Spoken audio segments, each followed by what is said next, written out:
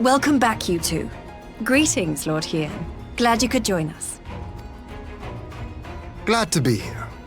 I would have come sooner, were our own defense is not in question, but I am pleased to report that our soldiers are assembling for deployment to Alamigo as we speak. We're grateful for your support.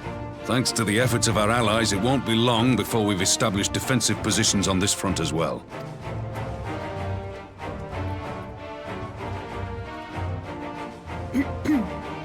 We have some good news too.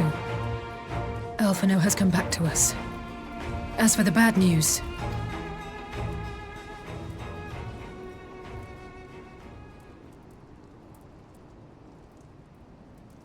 So, Alphino won't wake up, Gaius van Baelsar is alive and hunting Ascians, and the Empire is planning to poison us all with toxic gas. Does that sound about right?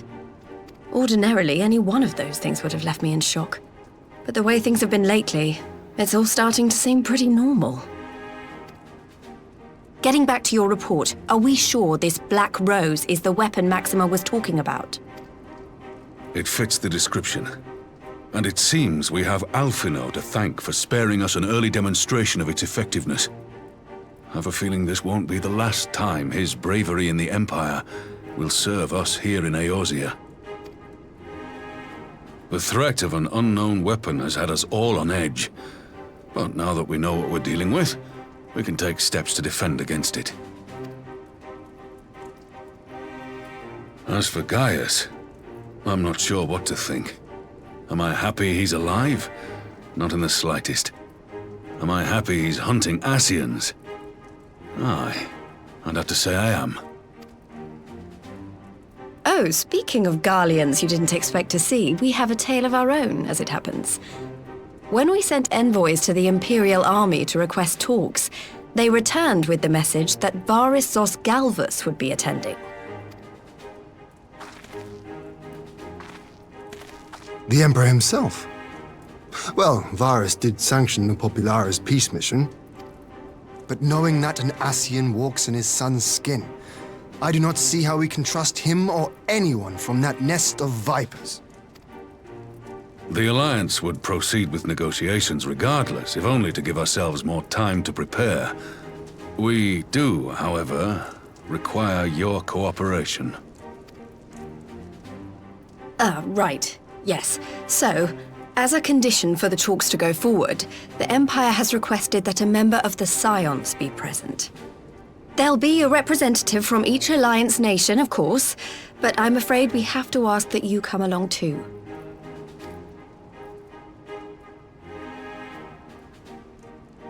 Gods, Lise, you know how much I hate politics. But then, what choice do I have? Alphino and the others aren't going to do it. Very well. I shall attend as the Scion's representative.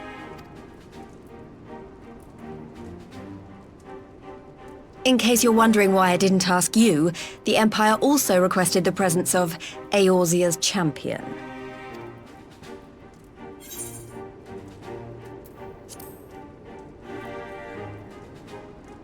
That's settled then. We don't know what Varys means to bring to the table, or why he wants you there, but having you close at hand will make all the difference. The meeting will take place on the border. Anticipating an early assault, we mean to position the bulk of our forces nearby. The Alliance leaders should already be on their way. Once you're ready, we can head out and join them.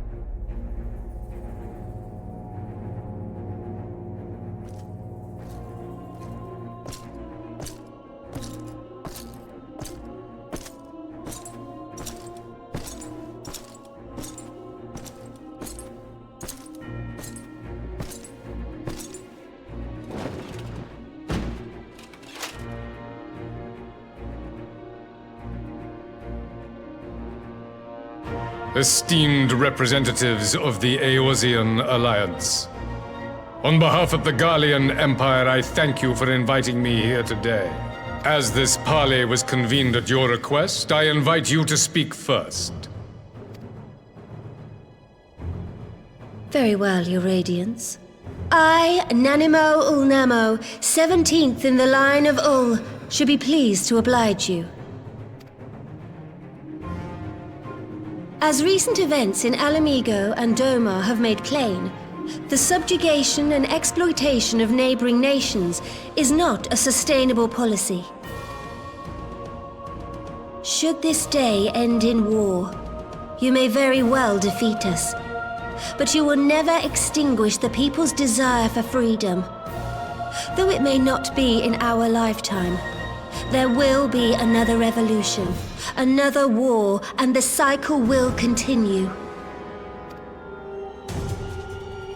Doma has entered into a concord with the nations of Eorzea, a partnership wherein we recognize one another as equals. Garlemald could be afforded similar treatment. You need only set aside your ambitions and join us in paving a path towards peace.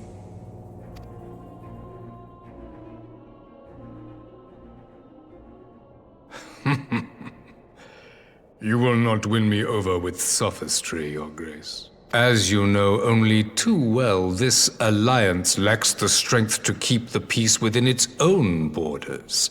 Even now, your struggles with the Beastmen continue unabated. Divided, you sow this fertile soil with the seeds of your differences and reap naught but discord and chaos for your trouble. Eorzea must be united under one leader, one purpose. I would offer you both and bring an end to your strife. With all due respect, Your Radiance, the only thing that you offered the people of Alamigo was fear and hopelessness. The citizens of Doma can also attest to the meager arms of Imperial rule. There is no purpose to be found in a life of oppression, each day more uncertain than the last. Our people are willing to die for their freedom. A great many already have, and countless more will, if we don't put an end to this madness here and now.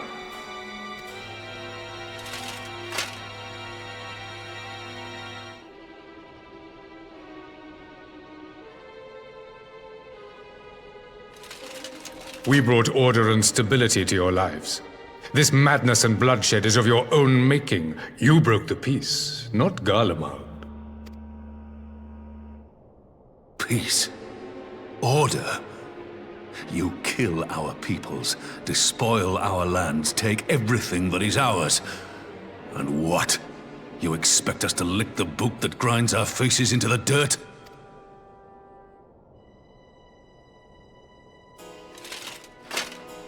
I expect you to weigh the costs.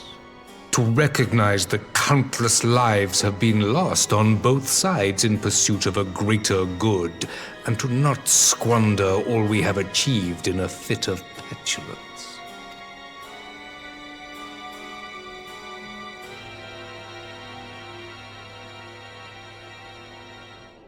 Your Radiance, I fear I can personally attest to the dangers of pursuing one's vision with such righteous fervor. For 1,000 years, the Holy See of Ishgard waged war with dragons. 1,000 years of sacrifice, of sorrow and hate, in which we bathed in the blood of friend and foe alike. Had it gone on any longer, we may well have drowned. Yet we have chosen to raise ourselves out of this bloody spiral, and have since made peace with our former enemy.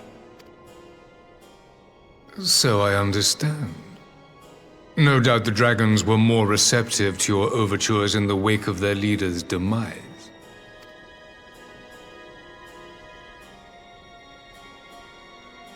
You speak of peace, yet use war to achieve it. Your father would not have bothered to obscure his intent with honeyed words. He understood that strength is all that matters in the end.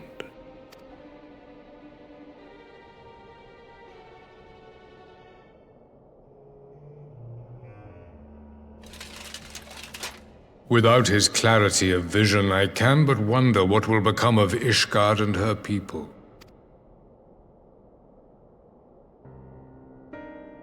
There was a time when Garlemald too lacked a leader of conviction. Weak and unable to wield magic, we were at the mercy of the strong from whom we sought refuge in the bitter cold of the north.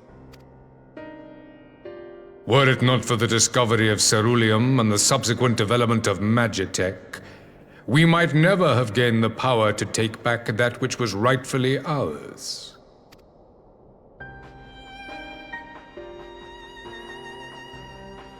You speak as if your people were the first to have been driven from their homes. Limsa Lominsa was built by wayward souls in search of a place to call their own. On the shores of Vilbrand we found it, and from those humble beginnings did we grow and flourish. And all without robbing our neighbors of their liberty.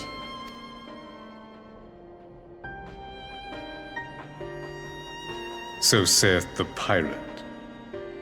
Am I to believe that you simply asked the kobolds to yield up their lands and that they were happy to oblige you? That you did not drive them out like rats in the hold of one of the many ships seized by your privateers?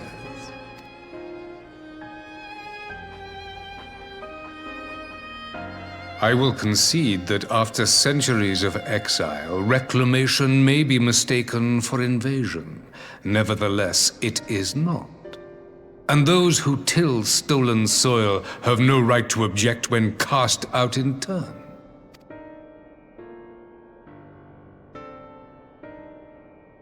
Your uncompromising nature rivals that of the Ixal. They too lament circumstances which they themselves perpetuate.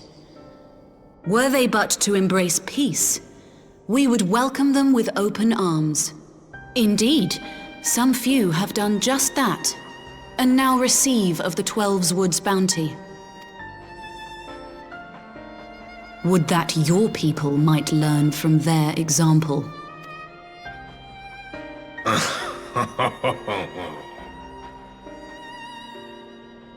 You dare compare us to the Birdmen?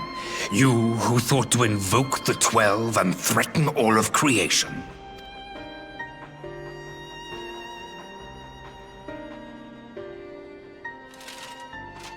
I came here in the hope of finding some speck of common ground, but I see now these discussions will accomplish nothing. Despite what you people may believe, I am not wont to choose the sword over the olive branch. 'Tis but a pity men are loath to accept one without first being shown the other.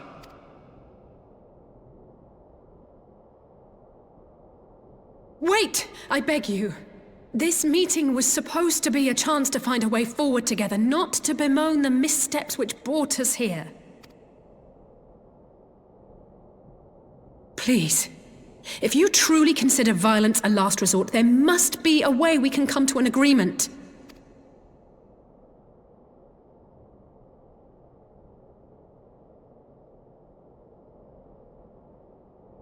As Mistress Alisaie says, we did not come here to bicker over the past, but to discuss how we might strive towards a brighter future.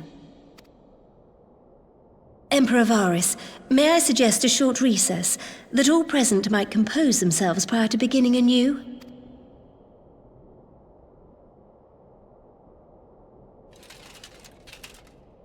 Very well. I pray this intermission will suffice to move these talks in a more constructive direction.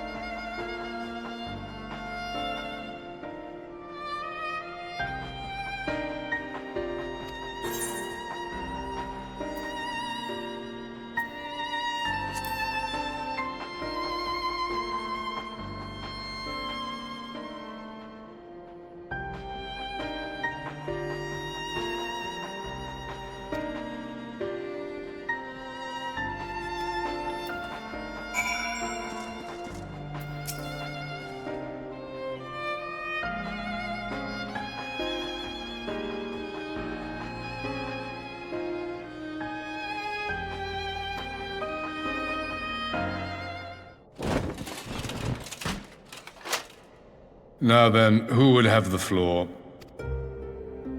Before we resume, I wish to offer you an apology. After you graciously accepted our invitation to discuss an armistice, we have done naught but rebuke you at every opportunity. I believe I speak for all of us when I say we are deeply sorry for our discourtesy.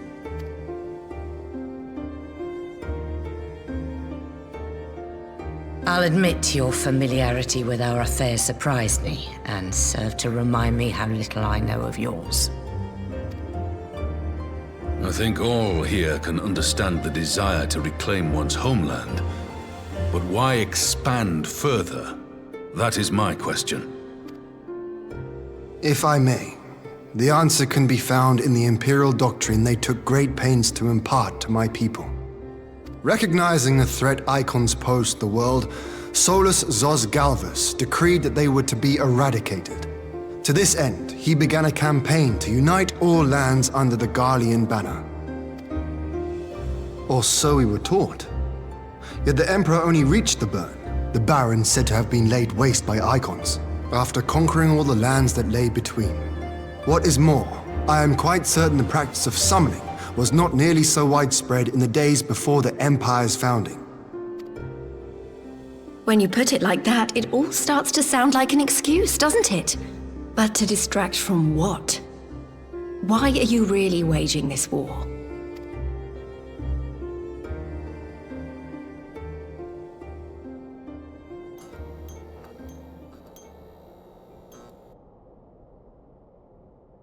Finally, you ask the right question.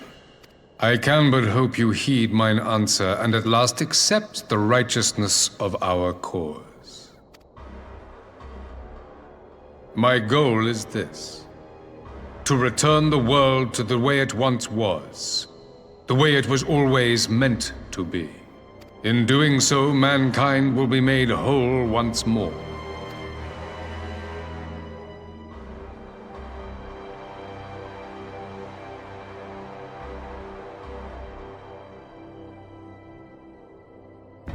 No longer will we suffer from the dissension born of our differences. There will be but one race, a perfect race, as we were when time began. What in Rolga's name are you talking about? I am talking about the origins of this star, of the source and its 13 reflections. At the instant of the great sundering, 'twas not only the world that was shattered, but mankind itself. Thus were we divided into myriad races, each with its own unique imperfections. That is why man looks upon his neighbor and feels fear and hatred, why he wages war, why he kills his brother. You all in your own way have proven as much today. The peace you seek is but a fleeting solution to a fundamental problem. One which calls for more drastic measures. To bring about everlasting peace, our worlds must be rejoined. That is the goal the Empire would see realized. The glorious future unto which we shall one day shepherd mankind. A rejoining of worlds? I have heard this tale of the source and its reflections before. Are these not the selfsame desires as the Ascians? Emperor Varys, do not trust in their words. They will lead you to your doom. My father thought to use them, but in the end he succumbed to their temptations. He embraced summoning like so many other pawns before him. Do not tell us you mean to do the same.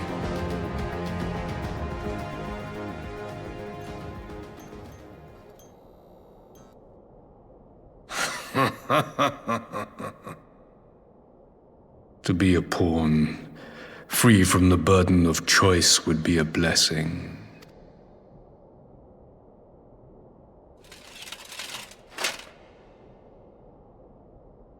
But I forswore that privilege the day I learned that the Garlean Empire was built by the hand of an Ascian. What?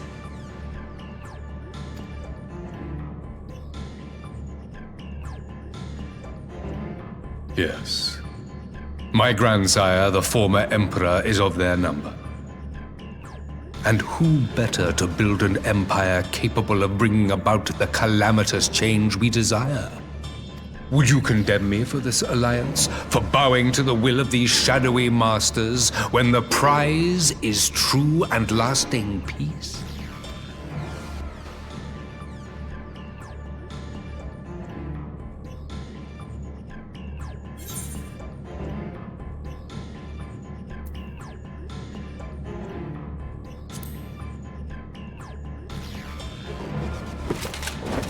I come not to conquer, but to liberate. To free man from the prison of divergence. Imagine a world united. One perfect race beneath a single standard. An army before whose might these servants of darkness and light would fly as leaves in a storm, never again to meddle in man's affairs. We would be the masters of our own fate. I bid you join me, not as subjects of Garlemald, but of a new nation. And together we shall win freedom for ourselves and generations yet unborn. You want to trigger another half-dozen calamities? You can't be serious!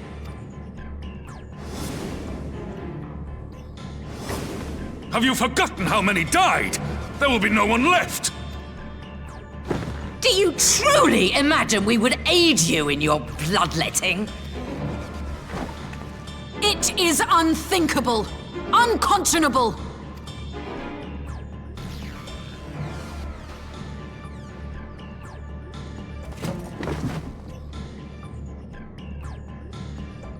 And what is the alternative? To be as cattle waiting for slaughter? I would have us work together that we might take fate into our own hands. Into your hands, perhaps. But what of the other worlds, your radiance? With every calamity, you obliterate a star and every soul that dwells on it. To the Ascians, we are all but tiny, momentary specks within an indifferent universe. We cannot hope to oppose them until we have been made whole once more.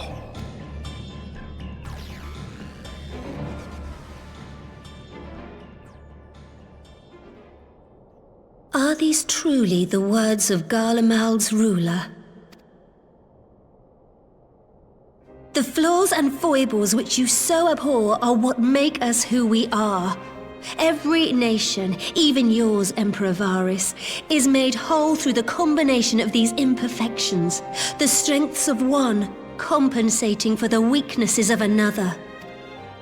While it is true that man succumbs all too often to anger and avarice, he may yet overcome his baser instincts through the forming of bonds with others, fostering community and cooperation. That the protector of an empire should not only reject these fundamental truths, but seek to change them at so dear a cost to life is indefensible. Such a man is not fit to govern.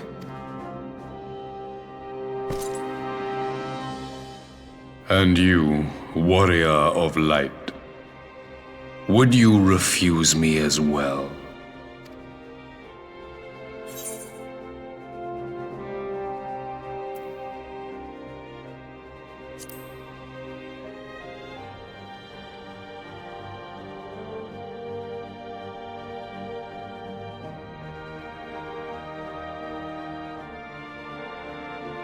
It would seem the Alliance is of one mind on this matter.